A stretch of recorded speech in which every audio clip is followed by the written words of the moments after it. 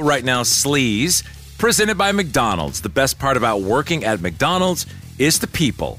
We didn't have a chance to get to this, but I thought it was worth playing. Jake Gyllenhaal, as you know, hosted SNL, the season finale on SNL. He was the host, and he said, sure, one more episode and I would have to be hosting the premiere of the 50th season premiere, but who cares, you know.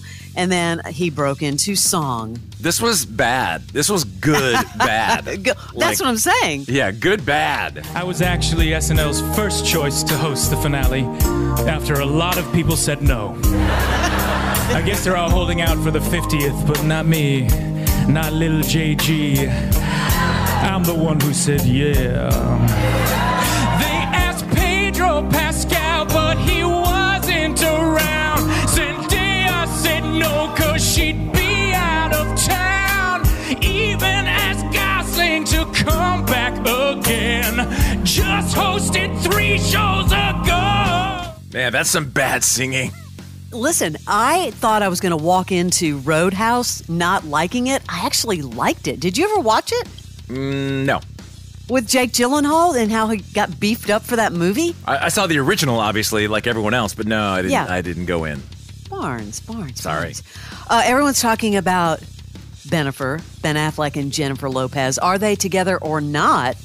Well, they were spotted together in public for the first time in a month after they went to a school play that Ben's kid is in, Finn, and they kind of looked all smiles where they were back in the car. I guess he's finally noticing that the paparazzi are all over him, so maybe smile once in a while, Ben. But after he dropped Jen off at their house, he went back to the place he's renting in Brentwood by himself. What in the world? Interesting. And he put his wedding ring back on, I guess, so I don't know. Are they playing us for some reason to get some sort of publicity, or is they're working things out? Because they arrived separately. Then he gives her a lift. He gives her an Uber. He Ubers her home, and then he goes to his rented mansion somewhere. It's just a really weird story. Doesn't look good. It's like public, but not public. Let's go to your neighborhood in Atlanta. Kim Zolciak and Kroy Bierman continue to navigate a very lengthy divorce process. The judge is getting really detailed about how they can act while they live under the same roof. This is what is very, very bizarre to me. They have been given specific instructions on when they can be in certain areas of the house. The closet. Now, is there a camera that's, This is dumb. This is even when they can access their shared closet for clothes. Now, check this out. Check how detailed this is. Kim is only allowed to access the master bedroom closet Monday through Friday from 9 to 3. What? Kroy, meanwhile, isn't allowed to enter the closet during those hours, but it's assumed outside of those strict hours, he can kind of grab stuff when needed.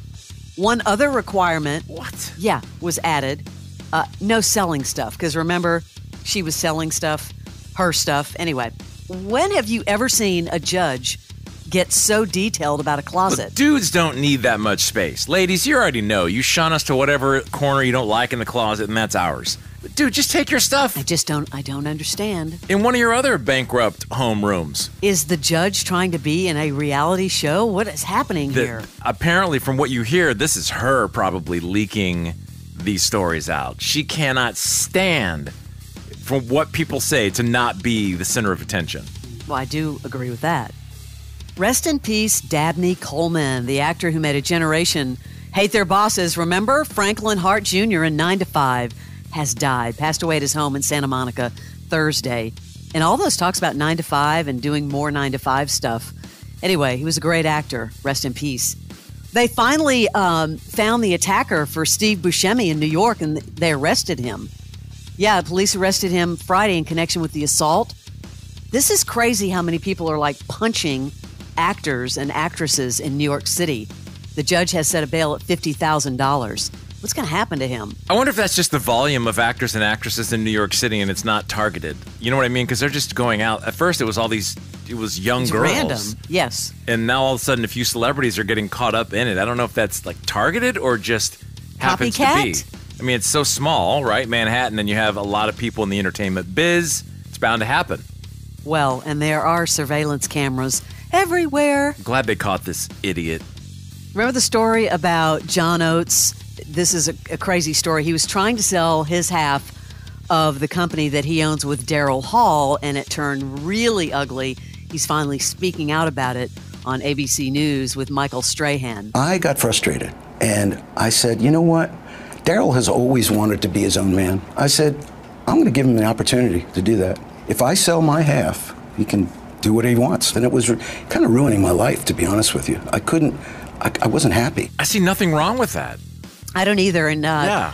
I will say that John Oates, who lives in Tennessee, is such a nice guy. Daryl Hall, on the other hand, not a nice guy from what I have heard. Sorry that this has happened to Hall and Oates because they were great together. Yeah, I've heard that too. A little bit of an egomaniac. And it's too bad. Like, dude's like, okay, well, buy my half. You know, it's partner. Britney Spears is in increasing danger of hurting herself or others, or even worse. A lot of people around her are saying this. They are scared for her and believe the only path for long-term survival is another conservatorship. TMZ is going all in on this. They say they have direct knowledge. Her mental health has been in a tailspin since that whole conservatorship ended. They say she often is not taking her meds to keep her stabilized. She's drinking, using various drugs, which is especially dangerous because she has substance abuse problems. The scary part about all of this, Barnes, is the dude, the current boyfriend, Paul Sleaze, who's a felon and is not only running her household, but is basically running her life. The maid. Yeah. He was brought in to be, the housekeeper. He went from the housekeeper to running her estate. How does this happen? She just looks your direction, apparently. It's very sad. And, of course, that big blow-up at the Chateau Marmont where they got into a fight. Police arrived. She's saying it was no big deal, but it kind of looked like a big deal, according to the staff. Think about all those stories from all the years ago where it didn't seem like you thought it was like a publicity stunt because there was no context around it. Like when she married that guy, what was his name? Jason Alexander or whatever? Mm-hmm. I don't know how I remember that. But for 24 hours?